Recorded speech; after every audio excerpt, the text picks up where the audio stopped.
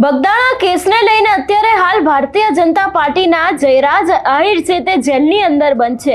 એવામાં હવે જ્યારે જીતુ વાઘાણીના ગઢની અંદર ભાવનગરમાં કોળી સમાજનું એક મોટું મહાસંમેલન થવા જઈ રહ્યું છે, ત્યારે અત્યાર સુધી કેમ કોળી સમાજને ન્યાય આપવામાં ન આવ્યો અને પીઆઈ ડાંગર, ડીવાયએસપી રીમાબા ઝાલા અને પીઆઈ કેએસ પટેલની સામે કાર્યવાહી કરવામાં આવે એવી જ માંગ સાથે કોળી સમાજના આગેવાન મેદાને આવ્યા છે।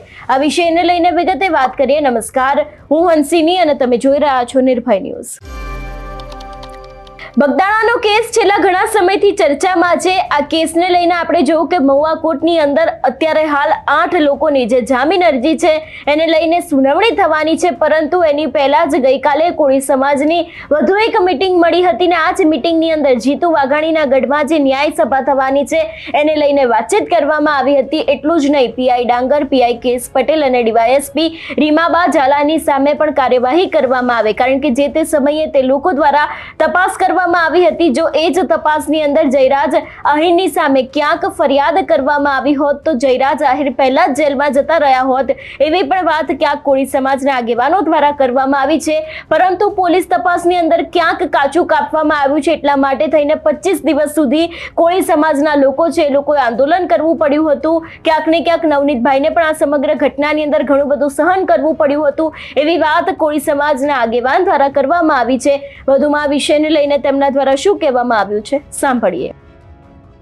અમે જે 2 દિવસ પહેલા આવેદન પત્ર દીધું ત્યારે કાળુભાઈ એસપી સાહેબે ખુદ એવું કીધું, ના પણ તમારો સમાજ સારો છે, કોઈ જે કાંઈ કાકરી સાળો નહીં, કાંઈ કોઈ અનિચ્છનીય બનાવ નથી બન્યો, એટલે અમને ગર્વ છે। પણ અમે હજી પણ જે કાંઈ અમારો સમાજને જે ન્યાય નથી મળ્યો, આજે એ લોકોએ ભૂલ કરી છે, માનો કે વીડી ડાંગર હોય કે રીમાબા ઝાલા કે પટેલ, બરાબર, આ જાણી જોઈ અને એટલું બધું તમને કહું જે છુપાવવામાં આવ્યું છે, ખરેખર ગુનો બધાને સાબિત જ થઈ ગયો છે કે આ ખરેખર ગુનેગાર જ છે।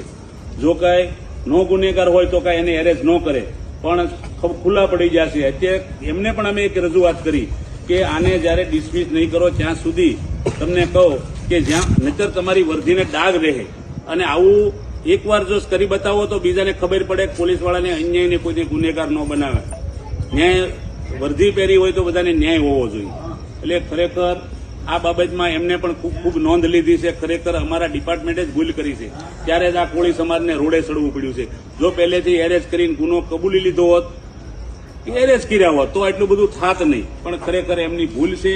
તો હવે આપણે આ અમને કારણે જે આપણે સંગઠિત અમે જે 2 દિવસ પહેલા આવેદન પત્ર દીધું ત્યારે કાળુભાઈ એસપી સાહેબે ખુદ એવું કીધું, ના પણ તમારો સમાજ સારો છે, કોઈ જે કાંઈ કાકરી સાળો નહીં, કાંઈ કોઈ અનિચ્છનીય બનાવ નથી બન્યો, એટલે અમને ગર્વ છે। પણ અમે હજી પણ જે કાંઈ અમારો સમાજને જે ન્યાય નથી મળ્યો, આજે એ લોકોએ ભૂલ કરી છે, માનો કે વીડી ડાંગર હોય કે રીમાબા ઝાલા કે પટેલ, બરાબર, આ જાણી જોઈ અને એટલું બધું તમને કહું જે છુપાવવામાં આવ્યું છે, ખરેખર ગુનો બધાને સાબિત જ થઈ ગયો છે કે આ ખરેખર ગુનેગાર જ છે।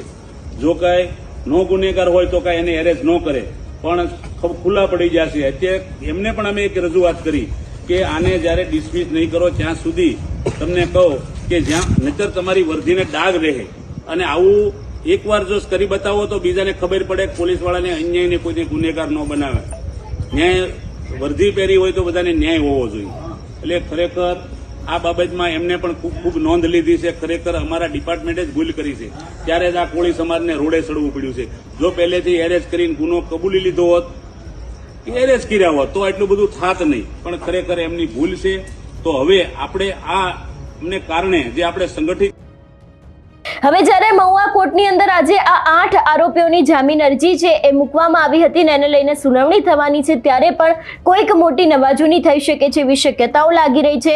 થોડાક જ સમયની અંદર હવે જ્યારે 1લી તારીખ આવવાની છે, એ જ સમયે કોળી સમાજના આગેવાનો દ્વારા પણ નવનીત બાલદિયાને લઈને ન્યાય સભાનું આયોજન કરવામાં આવ્યું છે। એ સમયે પણ ક્યાંક કોઈક ખુલાસા થઈ શકે છે એવી શક્યતાઓની વચ્ચે આપણે ગઈકાલે જોયું હતું કે આહિર સેના દ્વારા એક પત્ર લખવામાં આવ્યો હતો। આ પત્રની અંદર પરસોત્તમ સોલંકી અને હીરા સોલંકીને ચેલેન્જ આપવામાં આવી છે કે જાહેરમાં ડિબેટ કરવામાં આવે કે જેમાં હીરા સોલંકી હોય, પરસોત્તમ સોલંકી હોય ને બીજી બાજુ જે રીતની ચેલેન્જની વાત કરવામાં આવી હતી, પરંતુ અત્યારે હાલ જે રીતે આ સમગ્ર ઘટનાક્રમ સામે આવ્યો હતો એને લઈને પણ કોઈક મોટા ખુલાસા થઈ શકે છે એવી શક્યતાઓ છે, કારણ કે એસઆઈટી દ્વારા અત્યારે હાલ આ મામલાને લઈને હજી પણ તપાસ છે તેને શરૂ રાખવામાં આવી છે અને આગામી સમયમાં આ તપાસની અંદર પણ જોવાનું રહેશે કે કયા ખુલાસા થાય છે.